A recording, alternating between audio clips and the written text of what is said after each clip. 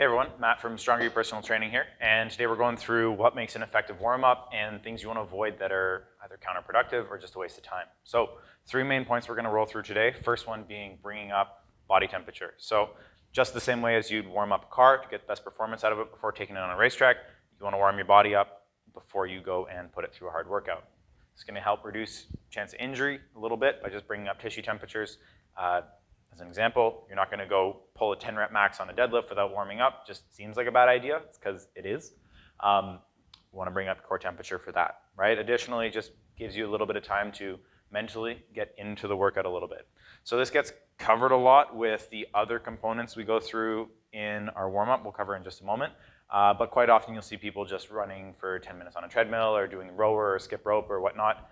Those are valid. I just feel like they're a bit redundant, given that you're going to get warm if you're doing parts 2 and 3 of these warm-up components that we're talking about in a moment. So that being said, part 2 we're going to cover is getting to a movement baseline. So this, to a degree, will help bring up core temperature a little bit, but the idea of getting to a movement baseline basically constitutes we have a squat, a bench press, a deadlift, and a standard of movement we're trying to get to with that. So for powerlifting, it's really easy to determine that standard because there's standards that have literally been outlined in the rule books for powerlifting in all the federations, right? So for squat, we want you to be able to get down to your hip crease being parallel to your kneecap or below, depending on the federation. Bench press, keeping the shoulders packed as you go through the range of motion to touch your chest, making sure there's no additional movement in your shoulder blades, and then deadlifts, being able to get to the bar without compensating through spine position or anything like that. So you're moving primarily through your hips to get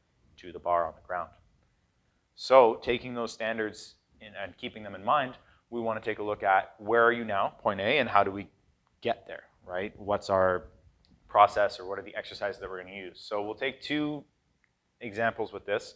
Part 1, or our first example, is going to be our lifter who's a little bit stiffer. These are your lifters who tend to go down and maybe they have stiff quads or tight backs or however you want to think about it, right? But we'll use the squat as an example. They're going down and they tend to get stuck and it looks like a restriction in their hip mobility, so they'll round their back. Most of the time it's part of it, but it's more positional, so they lack the ability to create more space in their hips and they're generally a little bit too overextended.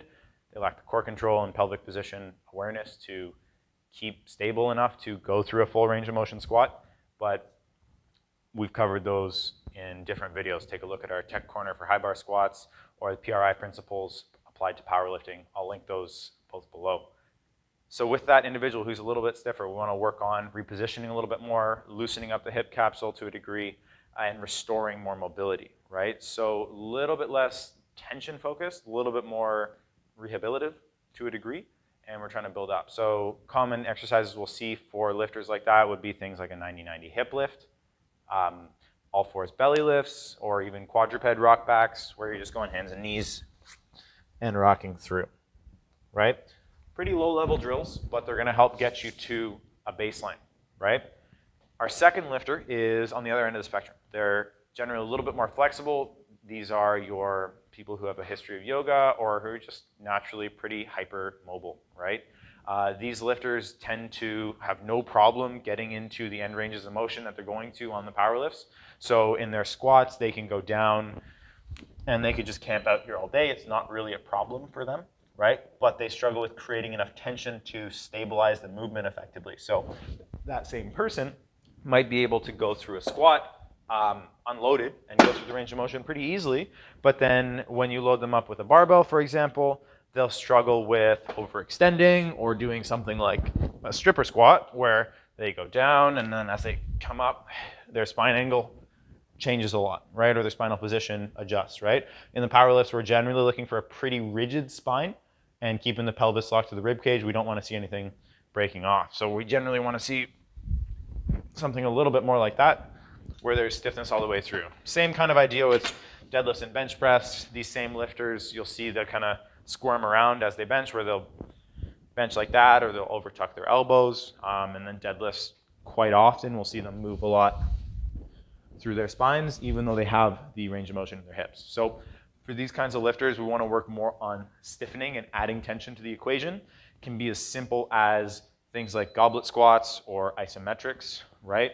you could go with goblet squat, right? Generally can load these up pretty heavy, but going down and up with a focus on creating enough tension to stabilize the movement, right?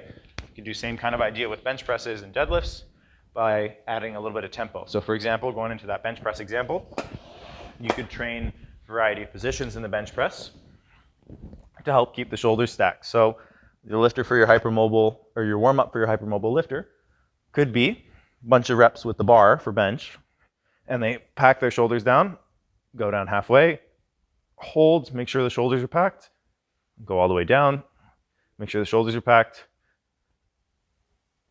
right?